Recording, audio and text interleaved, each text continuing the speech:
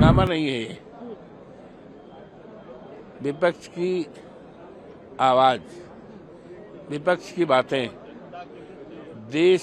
Anti narcotics task force highly professional ਬੰਦੇ hire ਕੀਤੇ ਨੇ, ਚਾਹੇ ਉਹ ਲਾਅ ਅਫਸਰ ਹੋਣ, ਚਾਹੇ ਉਹ ਫੋਰੈਂਸਿਕ ਦੇ ਹੋਣ, चाहे और जांच के अधिकारी हों, ते अपनी होंगे ना दे। पंजाब सरकार में है नशे के खिलाफ जीरो टॉलरेंस। पंजाब सरकार का एक और कठोर कदम, शिकायत दर्ज करवाने के लिए मैसेज करें 9779100200 पर। नशे के खिलाफ हमारा साथ दें और दुनिया में न जाए, इसलिए भारतीय जनता पार्टी की जो सरकार है उसने अपना एक अड़ियल रुख अपना लिया।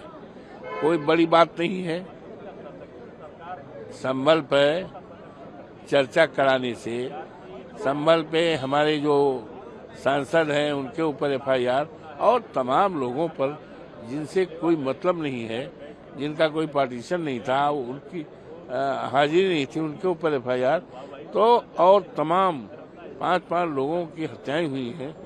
पुलिस पूरी तरह से जिम्मेदार है।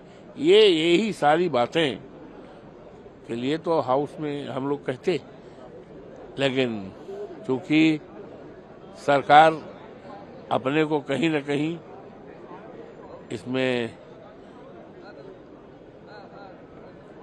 घिरा मान रही है, इसलिए चर्चा न कराने के कारण अर्जन हो रहा। ये वॉश आउट कौन करवा रहा है?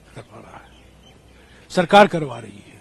विपक्ष चाहती है कि मुद्दे पर चर्चा हो। अडानी मुद्दा है, मणिपुर का मुद्दा है, संभल और अजमेर के मुद्दे हैं, और कई मुद्दे हैं, बेरोजगारी, महंगाई, इन सब पर हमने नोटिस दी है, पर नोटिस का जिक्र भी नहीं होता है। हमारे नेताओं को मौका ही नहीं दी जा रहा कि क्या 2-3 मिनट के लिए ये विषय उठाएं और कहें क्यों ये मुद्दे इतने महत्व हैं कि हम उस पर नोटिस दे रहे हैं। हम देख रहे हैं, पहली बार मैं देख रहा हूं, पिछले हफ्ता 4 दिन, सोमवार, बुधवार, गुरुवार, शुक्रवार और आज फिर सोमवार, यानी कि कितने 4 दिन पिछले हफ्ते और आज 5वां दिन है, स्थगित हो रहा है 10 मिनट के अंदर। ऐसा नहीं कि 1 घंटा 2 घंटा, पहले 1 घंटे 2 घंटे नारेबाजी हुआ करती थी, हम मुद्दे उठाते थे, हम वेल में जाते, हम अपने सीट पर बैठे हुए हैं आराम से, हम कुछ शोर शराफा नहीं हो रहा है, कुछ नाराबाजी नहीं हो रहा है, और बस आते हैं और ये स्थगित किया जाता है। ये सरकार नहीं चाहती है ना, तो ये सरकार की जिम्मेदारी बनती है कि वो सदन चलाने की जिम्मेदारी सरकार की होती है।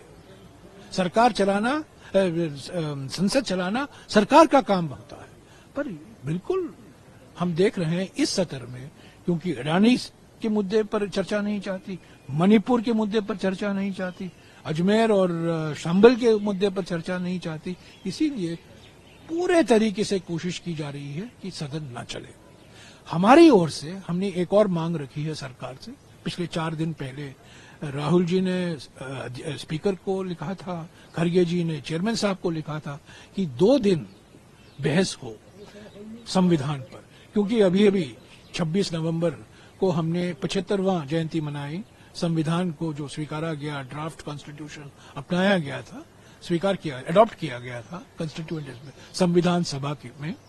तो उस संदर्भ में हम चाहते हैं कि 2 दिन की बैठक हो, 2 दिन पर चर्चा हो।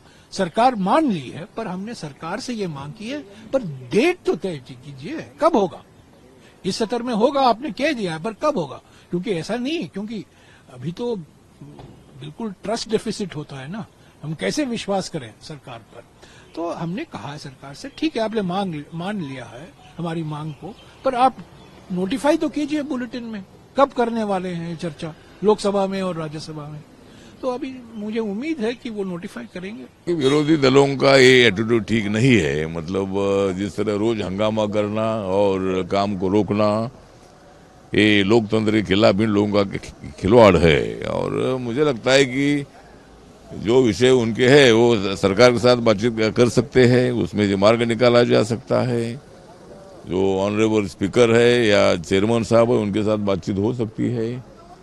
दोनों सदनों का कामकाज रोकना ये ठीक बात नहीं है। और विरोधी दलों ने मतलब जिस तरह उनके दिल में बहुत बड़ा गुस्सा है कि नरेंद्र मोदी जी तीसरी बार प्रधानमंत्री बन गए हैं और जानबूझकर इसी तरह की मतलब बयानबाजी करना, वेल में आना और कामकाज रोकना, ये लोकतंत्र को बहुत बड़ा धोखा है। ये विपक्ष